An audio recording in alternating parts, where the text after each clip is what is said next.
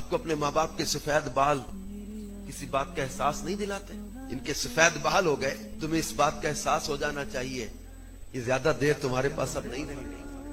आज तुम्हारे पास है ना, तुम्हें कदर नहीं है। पूछो उनसे जिनकी माँ नहीं है।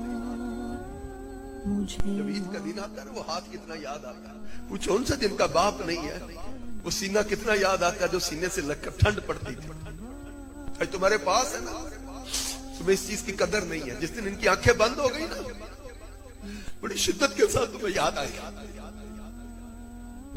आज तुम्हारे पास सोशल मीडिया के लिए टाइम है, खेलों के लिए टाइम है, दोस्तों के लिए टाइम है।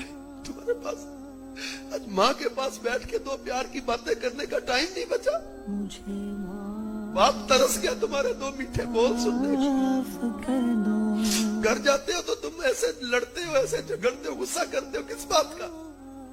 सर्दियों की ठंडी रातें तुम भूल गए थे। माँ सारी सारी रात गीले बिस्तर पे खुद लेट जाती थी, तुम्हें सूखे बिस्तर पे लिटाती थी।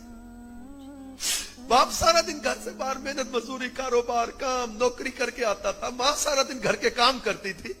जब रात इनके सोने का वक्त आता था, तुम रोने लग जाते थे। ये सारी सारी रात लेके तुम्हें बैठे रहते थे। इन्होंने कभी अपने आराम को तरजीह नहीं दी, तुम्हें तरजीह दी। इन्होंने कभी अपनी आसाइशों को तरजीह नहीं दी, अपने मुंह के निवाले खिला खिला के तुम्हें बड़ा किया। आज जब उनको जरूरत है कंपनी की, प्यार की, मोहब्बत की, को पास बैठ के बातें करे। आज तुम्हारे पास वक्त नहीं बचा।